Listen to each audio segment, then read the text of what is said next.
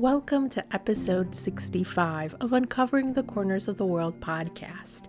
I'm your host, Karina Kasmala, using research and my personal experiences where I actually set foot in some of these places. I'll be describing some of the unknown attractions in both the US and around the world. Our adventure this week starts in Montana, the 41st state in the United States that borders Wyoming, North Dakota, South Dakota, Idaho, and part of the Canadian border. It became a state on November 8, 1889. Panoramic views are crowded with mountains coated with tall pine trees. A wide, almost deserted road cuts through that view. Along the road, we drive to our first attraction this week, a garden with Buddhas. Located at 34574 White Coyote Road in Arley, Montana, is a garden of 1,000 Buddhas. This garden was created by Sangjin Rinpoche, who envisioned this garden as a child. 1,000 white statues of the religious figure are arranged in the shape of an 8-spoked Dharma wheel, while in the center of the wheel is a 24-foot statue of Yum Chenmo, or the Great Mother, the central figure, which represents the union of wisdom and compassion, or emptiness. Not only is the Garden of 1,000 Buddhas a botanical garden and a public park, it is also a Buddhist center in the Nyingma school of Tibetan Buddhism. Nyingma sect is one of the 4 schools of Tibetan Buddhism and the second largest sect. Aside from the Buddhist statues, there are also native trees, flowers, and other inspiring landscape statues.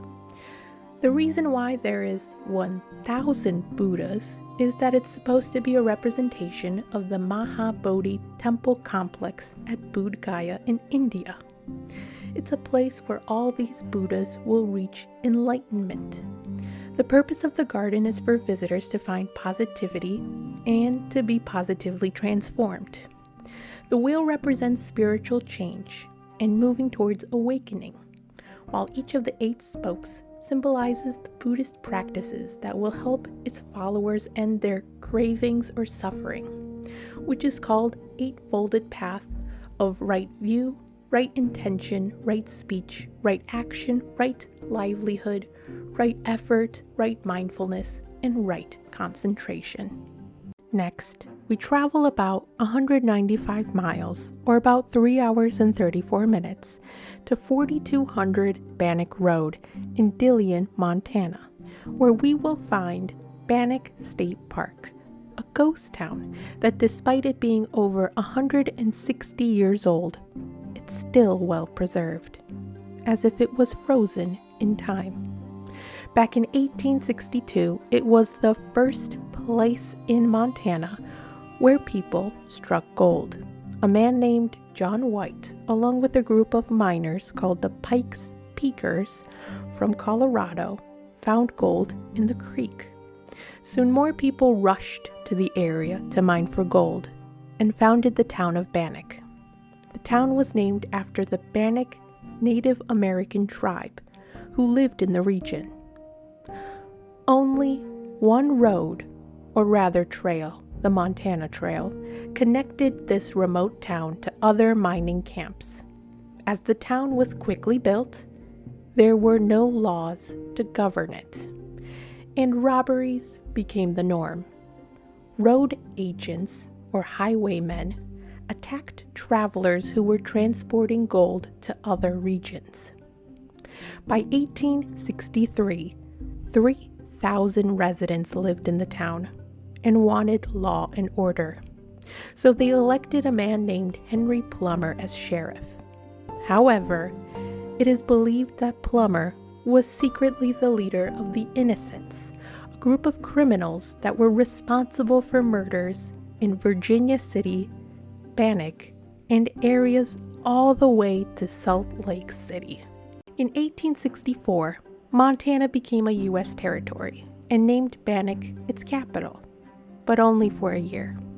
When gold began dwindling down near Bannack, people moved out of the town to search for gold elsewhere. 45 miles northeast of Bannack, people found a lot more gold in Alder Gulch, which was located near Virginia City, the next capital city of Montana. It wasn't until the 1960s, 1970s, that Bannack was completely abandoned.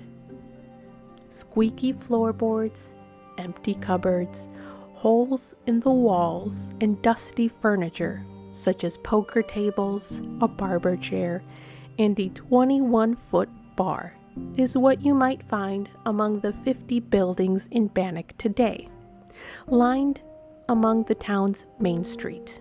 However, tourists are not the only visitors you will find in Bannack, as every third weekend in July, Bannack hosts the celebration called Bannack Days, where actors reenact the everyday lifestyle that residents from the 1860s might have taken part in. Panning for gold, taking a wagon ride, and eating an old-fashioned breakfast are some of the activities that visitors can participate in during the celebration. Our last attraction for this week is located in one of Montana's well-known parks. Located at 64 Grinnell Drive in West Glacier, Montana, is Glacier National Park. Glacier National Park is one of Montana's national parks, and it became a park on May 11, 1910. Awe-inspiring views are packed with more than 150 mountain peaks that measure over 8,000 feet, and there are also 26 active glaciers in the park. Among the 700 hiking trails through different ecosystems such as meadows, aspen groves, spruce forests to subalpine, one trail leads to a hidden passageway in the national park. At an elevation gain of 2,300 feet and a 10.6-mile strenuous hike, the trail leads to a tunnel called the Ptmarigan Tunnel. The Ptmarigan Tunnel was completed in 1930 and measures 250 feet. Dynamite and 2 jackhammers were used to cut through the Ptmarigan Wall to build the tunnel.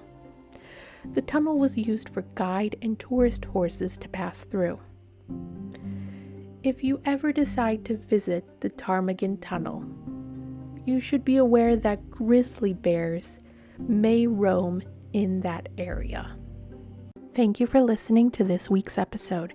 If you're curious and want to learn more about the Garden of 1,000 Buddhas, visit the website ewam.org.